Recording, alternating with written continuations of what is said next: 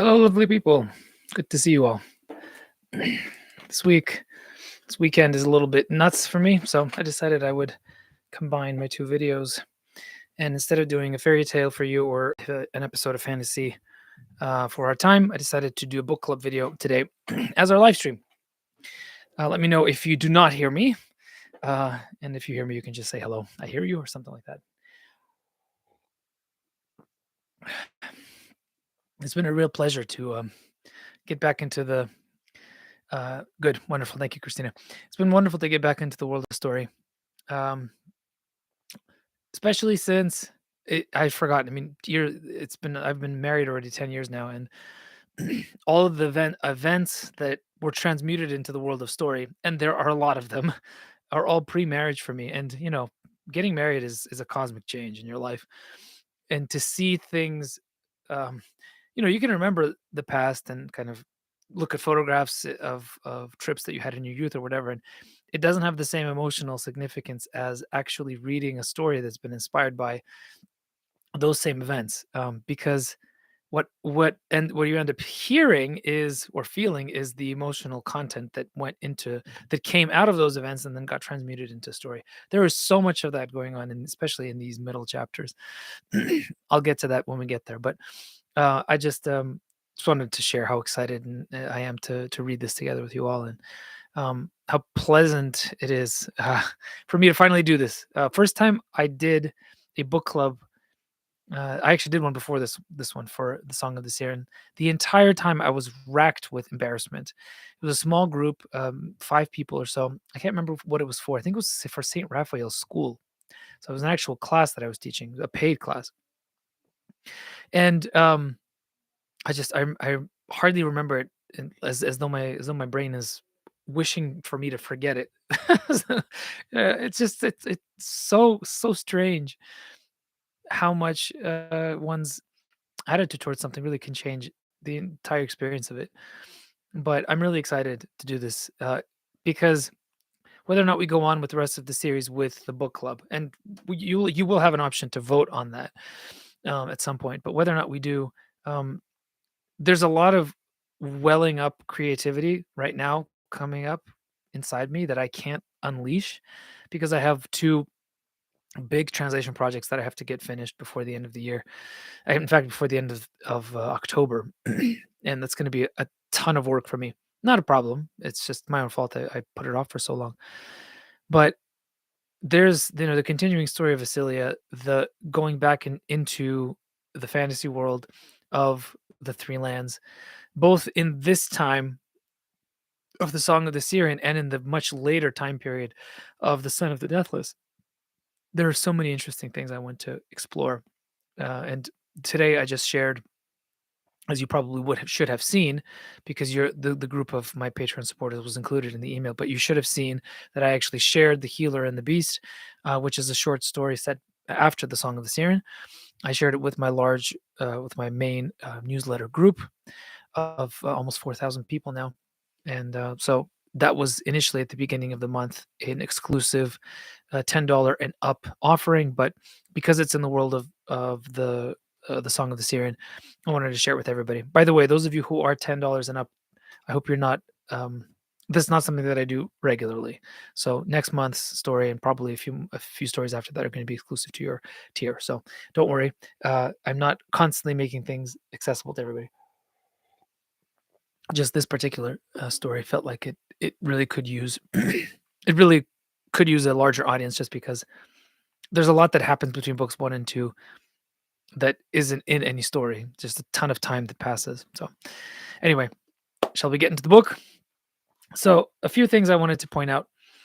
Mm, uh, it really struck me this time how theological the world of Vasilia is. The whole setup, the world building setup. I did mention at the beginning in the first video that the kind of the kernel of the idea that led to this series, in addition to being a retelling of my pilgrimage to the Holy Land, it was also a kind of thought experiment. What if the chosen people were in a different historical and mythical context than they were in actual history? If you don't remember what I'm talking about, I do talk about that in the first video from week 1 that you can find. in your Patreon feed. But it's much more than that, and I realized just how much more in the extended kind of theological sequence that happens when after Avoron is exiled, and even before when he talks about the purpose of the covenant and how the covenant has been forgotten and how everybody's assuming that it is nothing more than a story. It's as a critical writer, as someone who reads my own stuff and also asks questions, was that the right thing to do? The question arose in my mind for sure. um, the question was, um, how do I phrase this?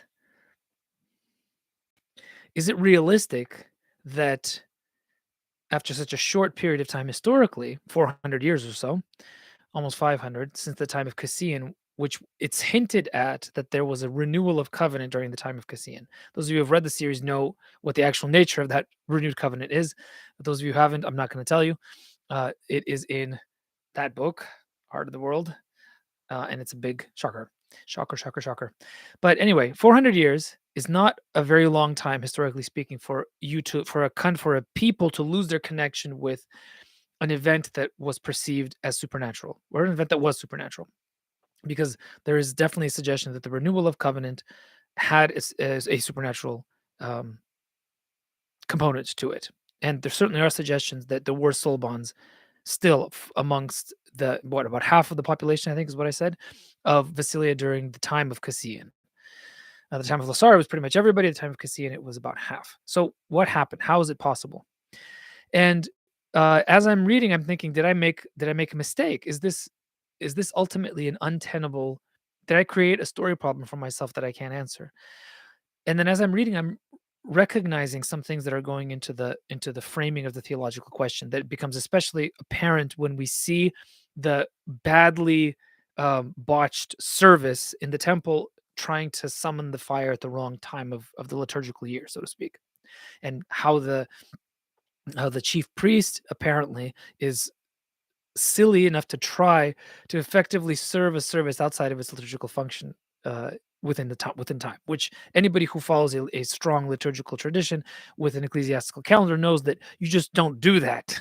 Like that is about as taboo as it gets. So what's going on here? And then I realized that a lot of the details of what I put into this section of the world building, kind of the reality of what Vasilia is right before its fall, right before the fire goes out. Because initially the tree wasn't on fire.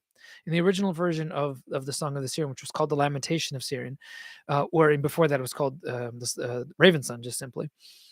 This was a huge, massive, very beautiful tree that was just larger than all other trees, something similar to the white tree um, in Gondor. And yes, the Gondor parallels have always been there. I can't help it. Just the idea of a city in the mountains, carved out of the mountains, is just too beautiful to pass up.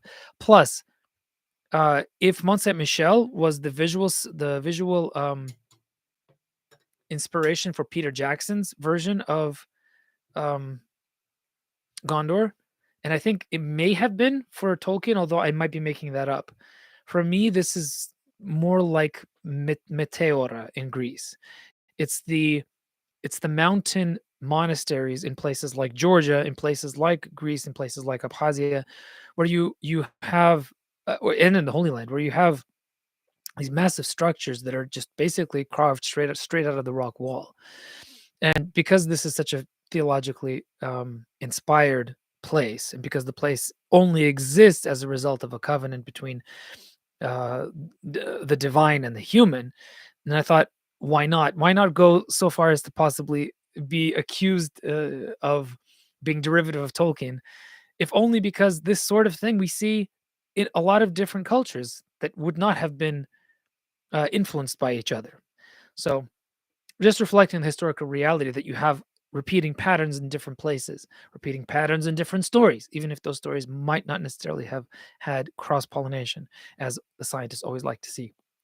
So, getting back to the point, what's going on here is that when the tree became a small aspen sapling that was on fire but did not was not consumed, That's another, of course, reference to Exodus.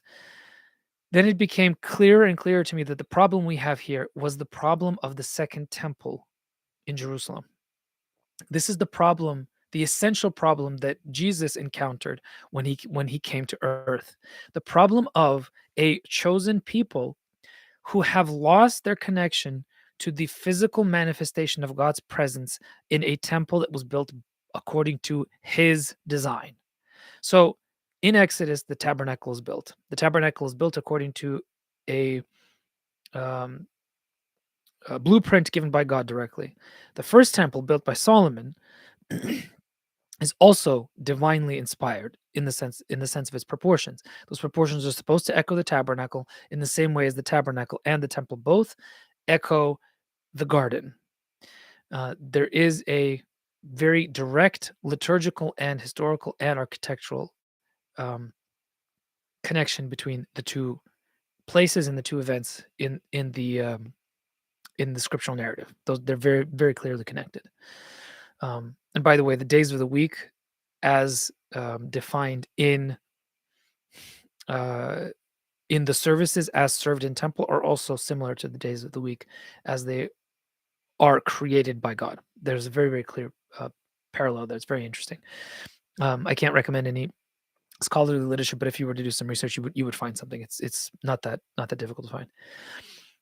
The reality though is that as time went on and as Israel constantly fell away from God, the physical manifestation of God, which was seen as an actual cloud coming down from heaven into the physical area of the temple, onto the throne that had no deity on it. The deity was the physical presence of God manifested as cloud. This physical manifestation was not present after the Jews returned, after Hebrew returned from its Babylonian captivity. The new temple was far more beautiful, far more elaborate, far more architecturally beautiful, but it did not have the presence.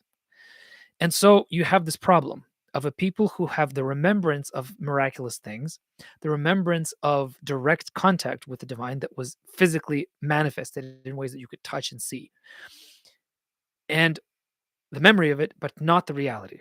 Instead, you have hard physical realities, the realities of priests being people, the realities of these rhythms of the liturgical ecclesiastical cycle being done because of the law that was found again, but not because there was any actual result from it.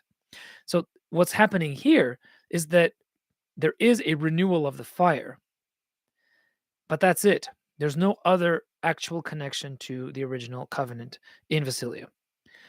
And because the stories, the tales, the old tales, and the sayings have been passed down in written form again and again and again, they lose that immediacy that happens with oral transmission, that happens with the first wave of transmission, even of scripture, that happened, of course, also with the Hebrews.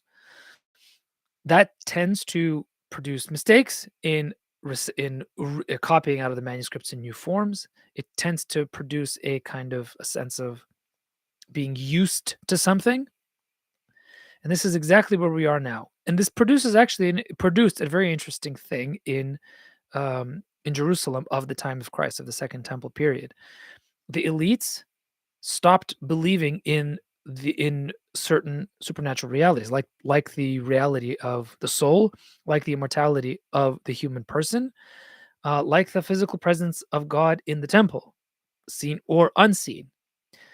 So the priests, the elites of the Hebrew religion, became doers of actions that had symbolic meaning, devoid of actual practical um, indwelling. The symbolism remained, but the symbolism was only the superficial meaning without the internal content of what the symbolism is supposed to point to, the archetype. This is what actually happened. This is why the Pharisees and the Sadducees always had arguments. It's also why there was such a violent reaction to Christ doing so many miracles, because miracle working had been part of the past, had been something that wasn't happening very often.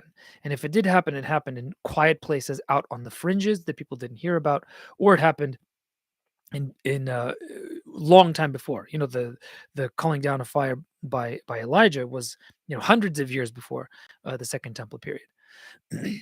So this is the state of things, and it, I always found that tension that Jesus came into as very interesting. And I was in seminary studying about it when I rewrote Song of the Sirin. So a lot of that historical reality of what Jesus encountered during the Second Temple period in Jerusalem is very much what's happening here in the Vasilia of the time of Voron.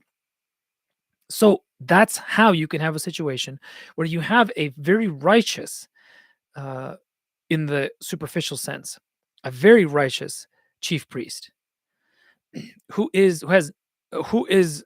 done everything by the book, who is an ascetic of the highest caliber, but who has absolutely no ability to empathize, to love, to see himself in another human being, as we see in that scene where he recoils from the dirty hands of the Anabesti who are trying to touch him merely because of his clerical standing. Because Nebesta being a more rural type of culture, they connect more intrinsically, more folk-like to the realities of what has become a city elite religion in Vasilia proper. In this context, then, it is entirely possible for a chief priest to manufacture a new service or to take a service out of its proper liturgical time and put it in a different place. Because for him, the liturgical functions are eminently practical. They don't have to do with reflecting an underlying reality of the divine seeping through the fabric of creation, of the fabric of reality. They are simply tools for, in his case, the holding on to of power. Like it or not, he is a person who holds on to power, who is an elite and would prefer for the elite status to be the thing that defines him. And he prefers that it remains with a small, select group of chosen elites, that is, the priestly class.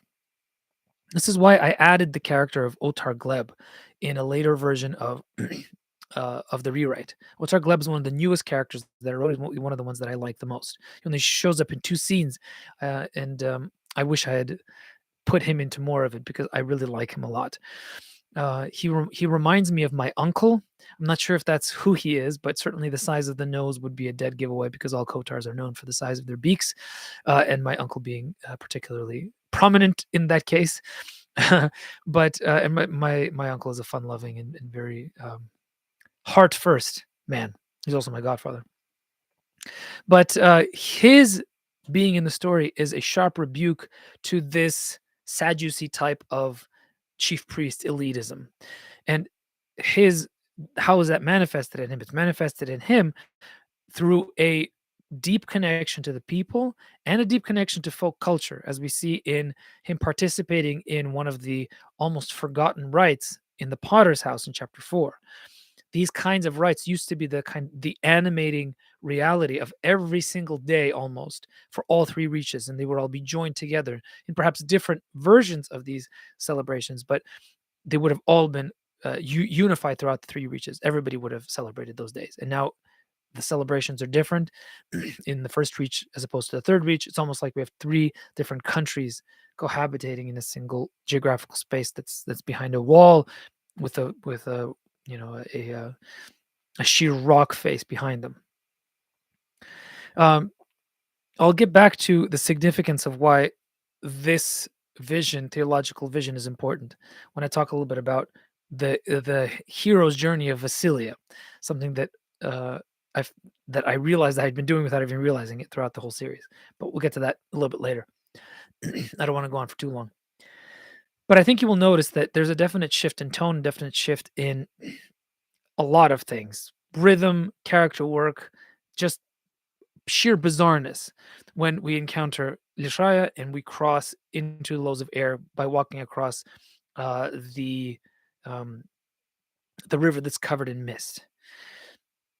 Uh, I would like for you to know that pretty much all of the fairy tale references that happen in the Lows of Air being the world of Russian fairy tales, were not me studying and researching Russian fairy tales and pulling out the details and sticking them in. They were me working from my childhood memory. And they were also which was a lovely thing for me to reread now, having done a lot of the fairy tales myself, telling them right now so often in these past few years, and realizing that all those details, they jive exactly with how the stories are. So clearly, my childhood memories was deep for the details of these stories.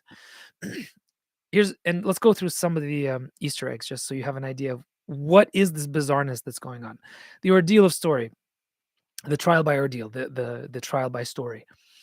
What on earth? All right, first of all, this is a manifestation of Baba Yaga. The hag is definitely Baba Yaga, but she's not fun Baba Yaga. She's not the one you can be afraid of but laugh at and know that that the hero is going to win out.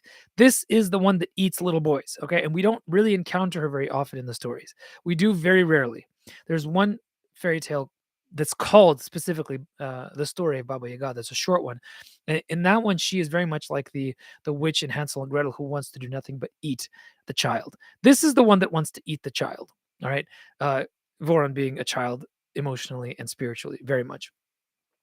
Of course, in no Russian fairy tale does she ever transform into a beautiful young woman or offer herself, for his misuse as a way of grabbing control over him. That is more a hagiographical element. This sort of, the apparition of the beautiful woman to tempt the man is a very common trope in the lives of the desert fathers.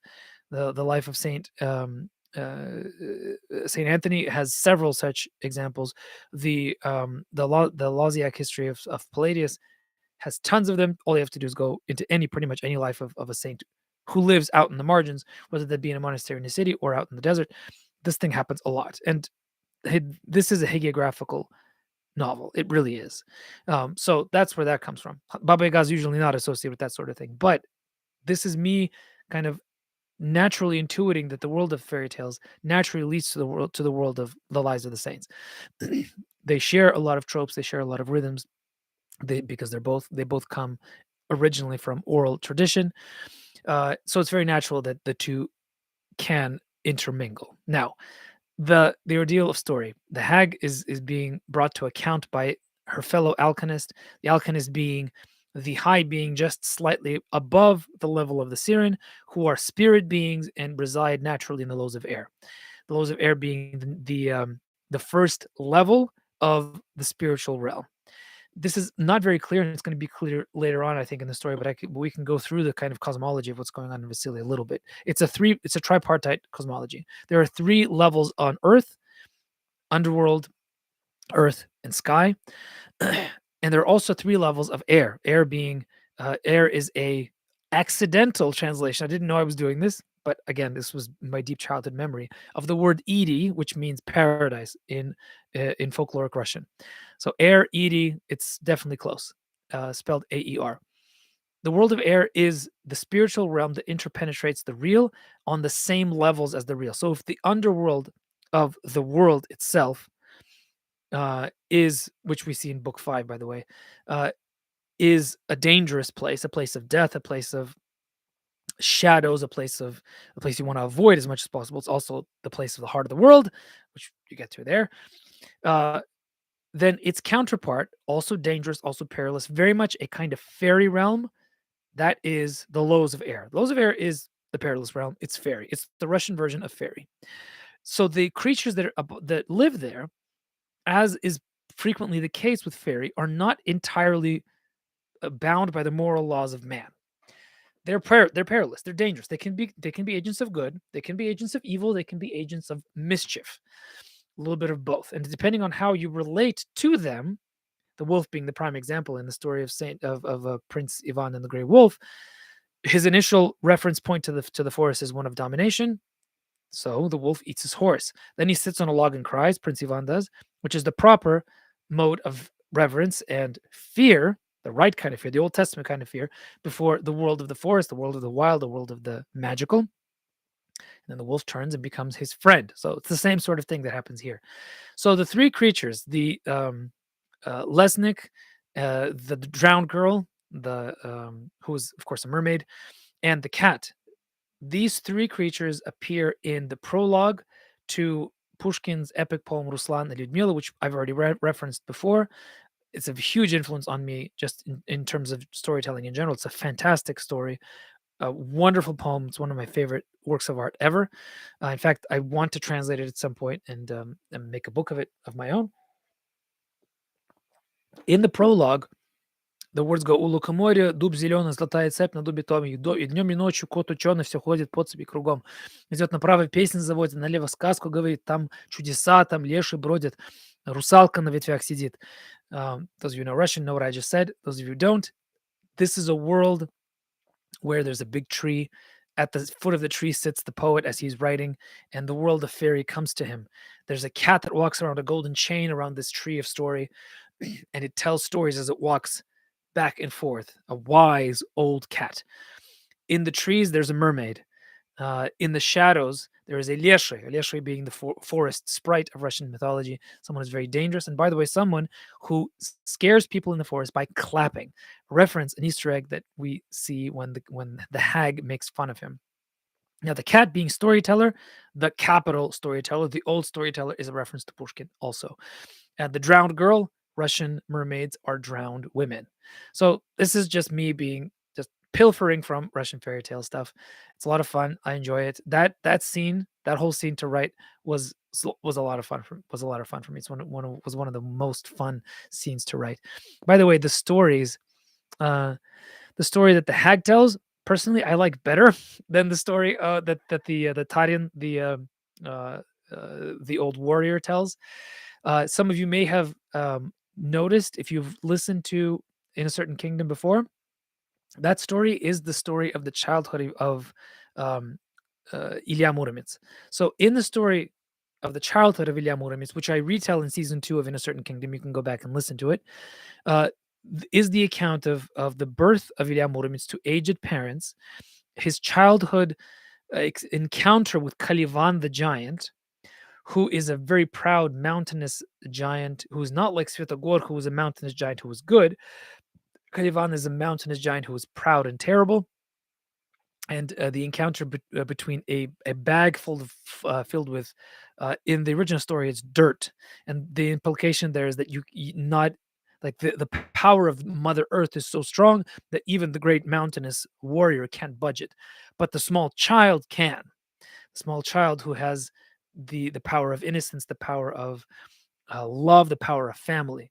And he then does become sick. Ilya Muromets in the epic heroic song cycle, and he is visited not by one but by three aged visitors who tell him to drink, and he finds strength in his withered limbs, and he goes and becomes a wondrous hero. So that's from the cycle, the epic heroic cycle of the Ilya Muromets tales, the Bylyny, as they're called in Russian.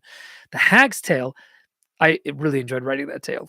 The hag's point of view is fun. She's got a great voice. That's really Baba Yaga right there. Finally, we got not the annoying, uh, uh, nasty hag who clubs Voron and tries to take advantage of him, but the one who's got this grumpy sense um, of fun about her. And that tale is a riff on the tale of Maria Marievna, the Wondrous Queen, which I retell in season 1 of In a Certain Kingdom. In that tale, there's this very strange encounter between Prince, in this case, it's in the original, it's a prince, not a princess, and Cachet the Deathless, who is hanging in the cellar for no apparent reason, being deprived of a huge urn of water that is sitting in front of him right just beyond his reach. And it seems to be a very cruel and unfair situation. Yes, he's a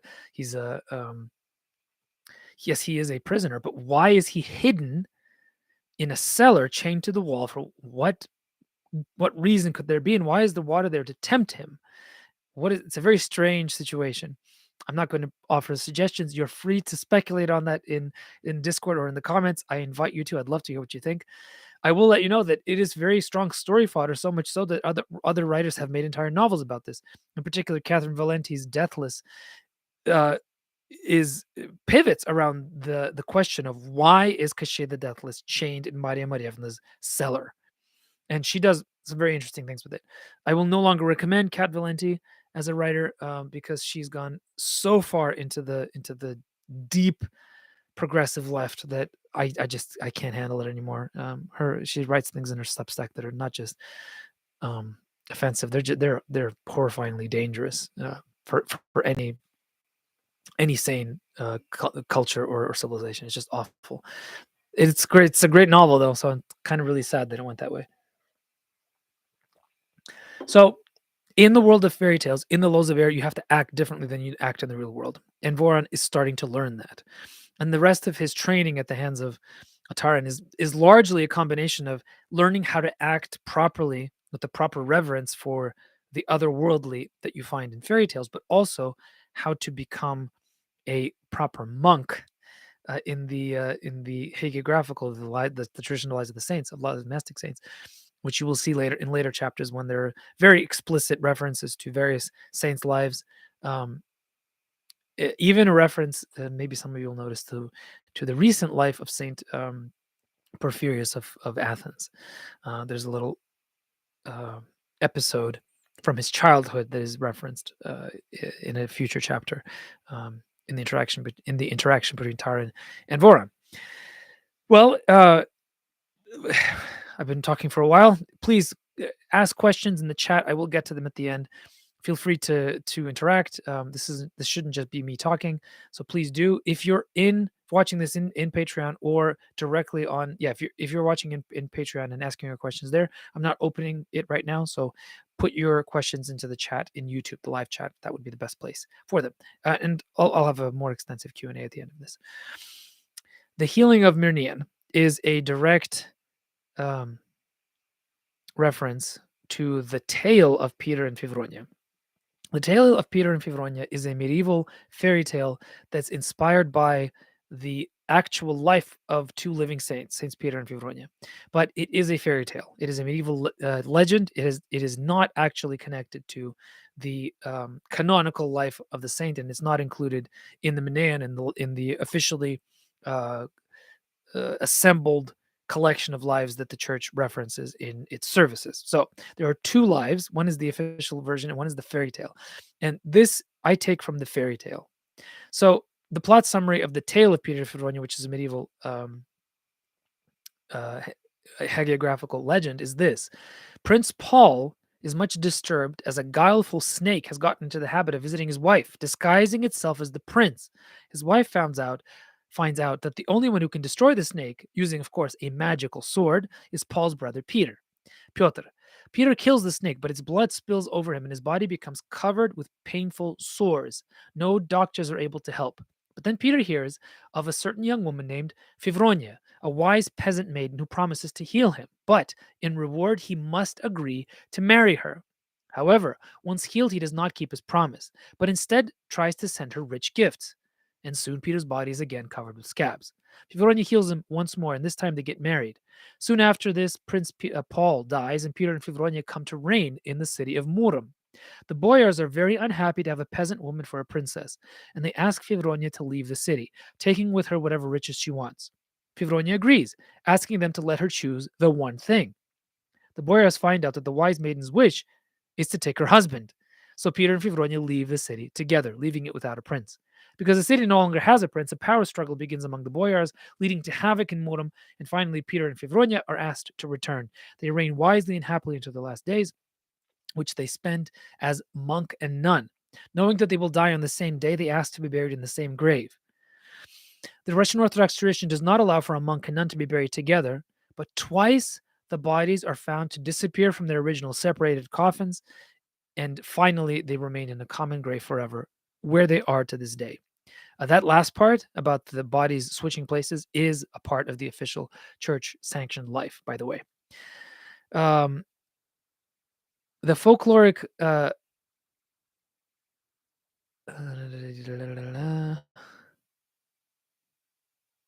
Anyway, this is a Wikipedia article. It's the best I could find in short notice. Um, I think I'm eventually going to translate this myself and tell it as a story. I think it's a lot of fun. It's a really cool story. Now, since this is combination hagiography and fairy tale, I did something in the conversation between Mirnian and Libya that, if a reader is paying attention and knows Russian fairy tales well, will never it's meant as an Easter egg, but not the kind that distracts from the story, which as so many Easter eggs do these days.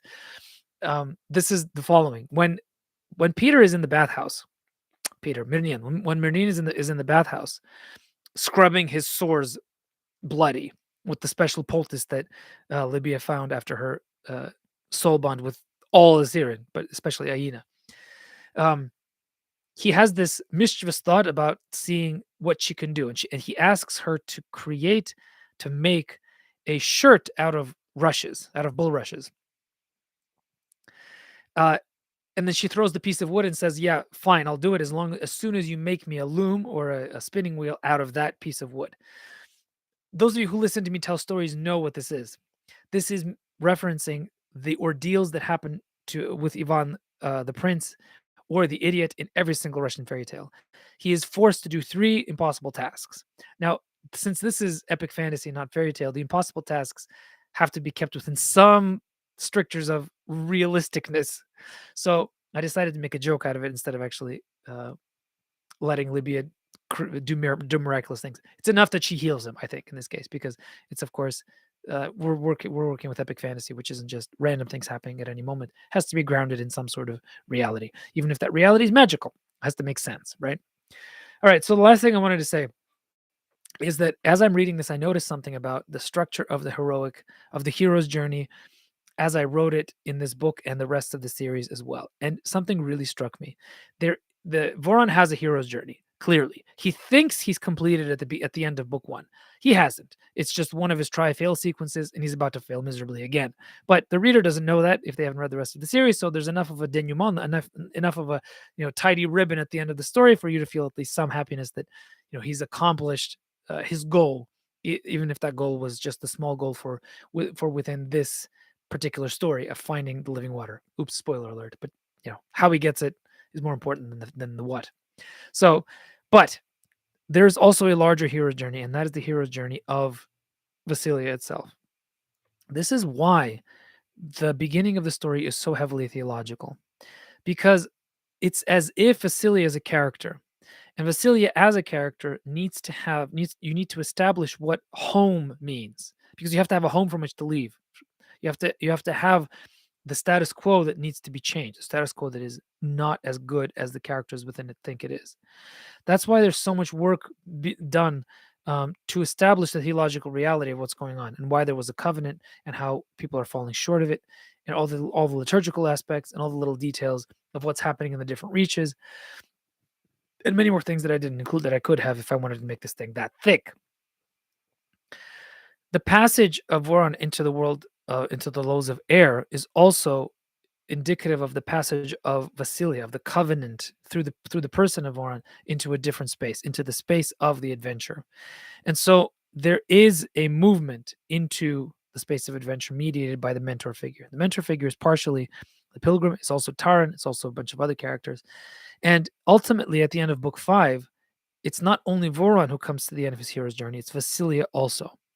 So I want you to think about that as you read the rest of the series, because there is a larger overarching structure to the whole series that is indicative of the whole hero's journey for the place of Vasily itself. This is why I think, in the grand scheme of things, should God be kind enough to let me to continue to write in this space, in this universe about these characters, that this series is not Lord of the Rings, it's the Silmarillion. If we're talking about relative um, the level of epicness and the importance of the theological. Lord of the Rings is a straight up adventure. Silmarillion is about setting the theological reality underneath the adventure that then happens in Lord of the Rings. So the Raven's Son is the Silmarillion for the world that I'm writing. And hopefully we'll get to a point where maybe someday I'll end up writing the Lord of the Rings version of this fantasy world. That'd be really fun. So that's all I wanted to say. Christina, Meridian scrubbing his wounds reminded me of a story I heard from Martin Shaw, the lindworm. I think it follows the same kind of pattern. Getting rid of your flaws is painful. Yeah, I don't remember that story, but he's traveled so much in the world of story. He really brings out a lot of the shared repeated tropes that show up in different traditions. Again, this is harking back to what I was saying at the beginning, that there doesn't need to be cross pollination because the human person is the same no matter where he is, and so the stories that we tell end up having a lot of similar patterns. It's really interesting. But yeah, it's getting rid of your flaws as expressed through physical pain. That's a very powerful image, and it shows up in a lot of storytelling for sure. I'd love to hear your questions. Let me know if there are any. I'll go check on Patreon, making sure I'm not missing anything.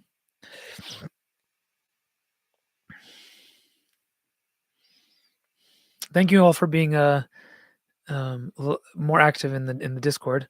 It's lovely to see you guys engaging with the text.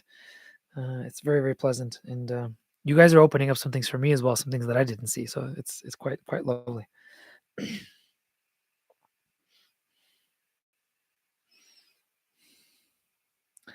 Questions. Oh, looks like I have some no comments, no questions. Okay. Well, great. No questions. Everybody's on board. Noel, have you dabbled in any ideas of what the Lord of the Rings would look like for this world?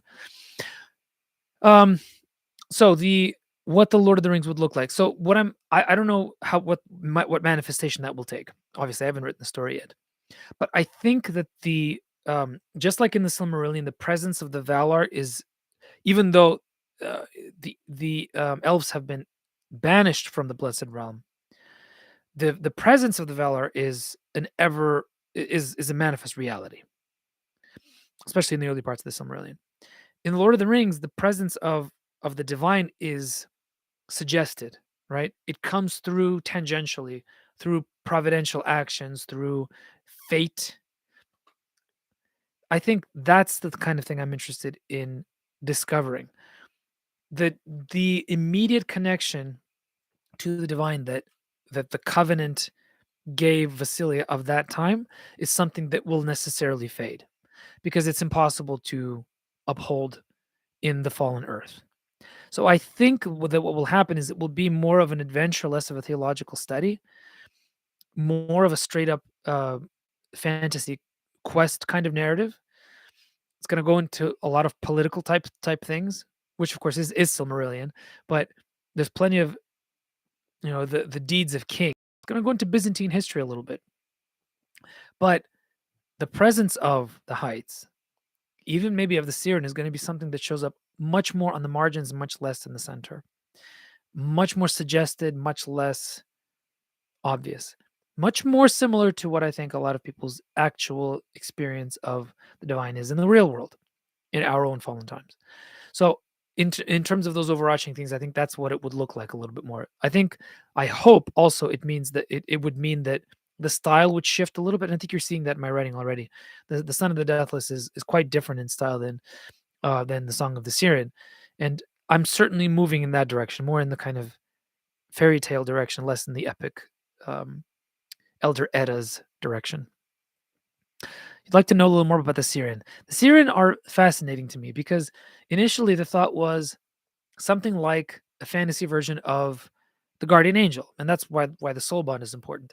The problem is that if you're writing a story, if you're not simply telling making a theological point metaphorically, but telling an actual story which has to have certain dramatic beats and that sort of thing.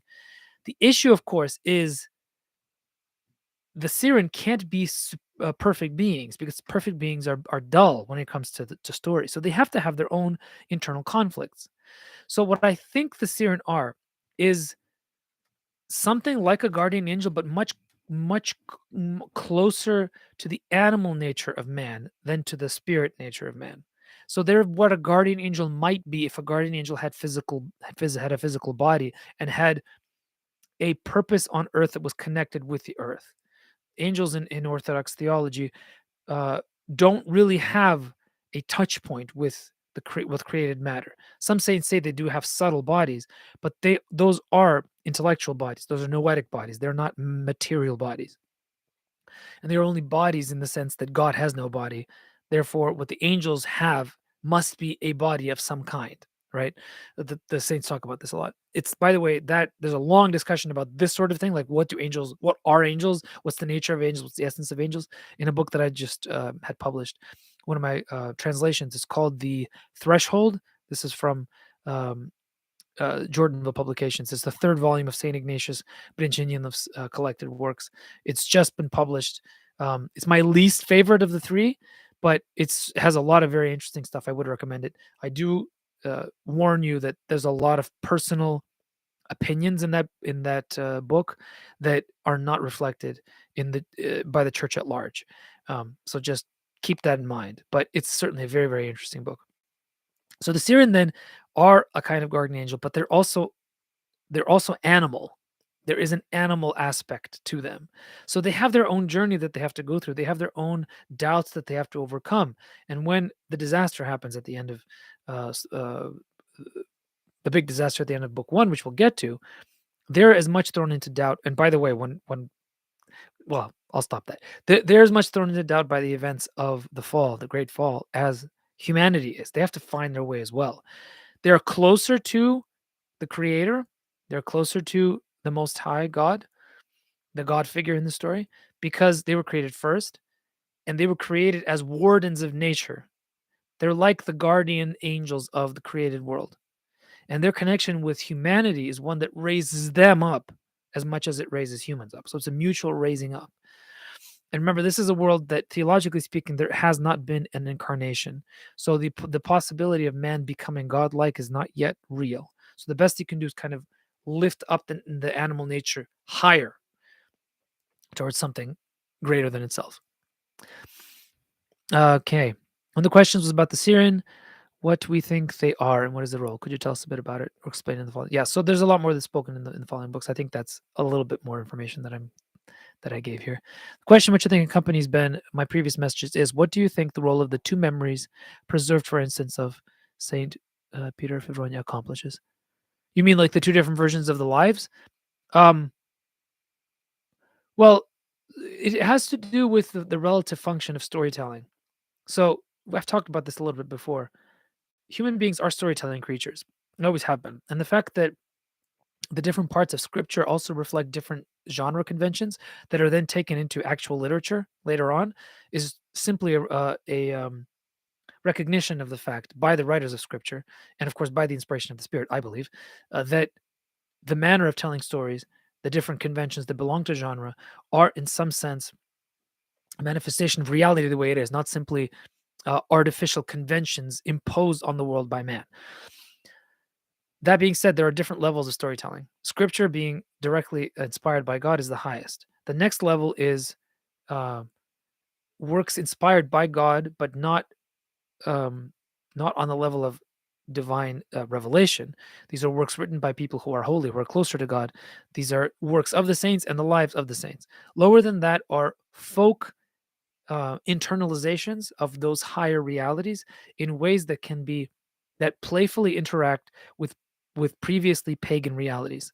So you have legends of the saints. You have this in the West a lot. The legend of Saint Christopher that Jonathan Peugeot talks about constantly is not the life of Saint Christopher. It's a legend. It's not what happened to Saint Christopher. It's a story, but it uses characters from history to tell a moral tale in a fantastical setting, telling a true story using the conventions of myth as opposed to history, right? Um, so I think the life of Saint Peter and Fivronia is what you read if you want to know about these people historically, which includes a lot of miraculous um, events, because we as Christians believe that miracles are simply a manifestation of God coming through people who have come close to Him, who are reflecting the life of Jesus in their own lives, and therefore are able to do things that are incredible. The legends that riff off of those historical accounts are simply a kind of connective tissue between fairy tales, which are the kind of um, the dream of a nation, the collective dreaming of a whole people as they pass historically from one phase to another, from one culture to another. And you need to have connective tissue between the layers. You can't just jump from one to the other. So the legend of the saint is a kind of transitional point between the fairy tale and the life of a saint. And well, you said there are three estates with their various feasts, like the three separate countries. In your mind, how did that distinction historically developed for Vasilia? Oh, this is 19th century Russia. So in what it is at some point after Cassian, there was a deliberate decision to embrace elite culture in a way distinct from folk culture. This is something that happened in Russia in the 18th century and continued into the 19th. And it's this is the crucible from which I, as a cultural person, come, because the transition from 19th to 20th century and the end of elite Russian culture after the revolution, because of the complete break from the historical traditions of the folk that they had started to reach towards at the end of the 19th century. The elite started to bring back the folk into its elite culture, and there was a flowering of folk-inspired elite culture at the end of the 19th century. It was quite beautiful. That's where all Bilibin and Vestintsov and all those beautiful illustrations of the Russian fairy tales come from. That is elite art. It's not folk art. It's true European style realistic art, but it's folk inspired. So that's what happened. There was at some point, whether it was an actual ruler that decided that he or she, because you can have Dars or Darinas in Vasilia, uh, whether he or she decided that there would be a, a conscious break, or whether it happened more organically.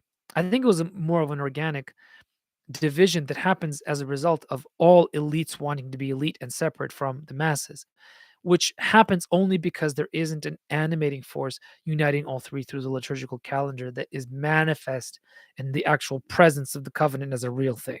So as soon as the covenant becomes a myth, in the sense that it's just a fairy tale, we don't believe in it, it's not actually true, then the separation is inevitable.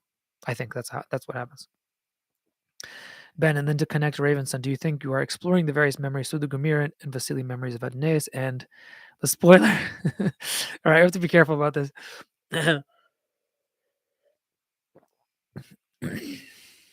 Oh yeah, definitely. Yeah. That's definitely because if you're asking about my own memories, then yes. Memories of Adonais. Yeah, I'm not. You're gonna have to ask a more precise question, even with spoilers. Maybe you want to put it into a black box in Discord, Ben, because I'm not entirely sure what you're asking.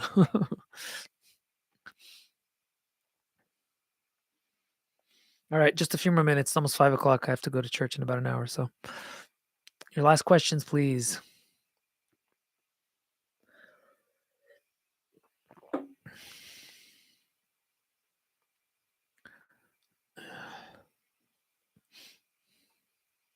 Yeah, put it in Discord, and I'll answer it in Discord, Ben. And if you can type quickly, then maybe I can answer it right now. But in the meantime, I'm going to start wrapping up and saying thank you to everybody for coming today and for allowing me to have a little bit of a blab fest about uh, this book of mine. It's. I just want to thank you all for allowing me the pleasure of going through my work in a safe setting where with people who are enjoying reading it together with me. So it's a lovely thing to do. You're doing this author a wonderful favor, and I'm very grateful. So if there are no other questions, um, I'm not sure about what the live stream will be next week.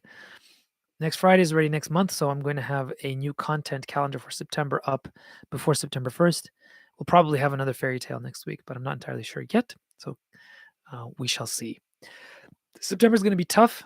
We're most likely moving into a new house, and there are a lot of things happening in the seminary. 75th anniversary of Jordanville Seminary, with a big concert with 25 people. I'm conducting 25 people that I have to rehearse with every single day for the course of 2.5 weeks.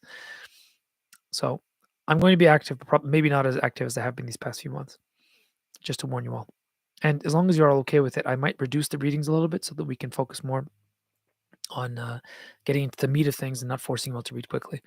But yeah, we'll see how that goes. Thanks everybody for coming. It's always a pleasure. And yeah, keep posting in Discord, keep the conversation going, and I'll see you all next week. Thanks everybody. Have a good night.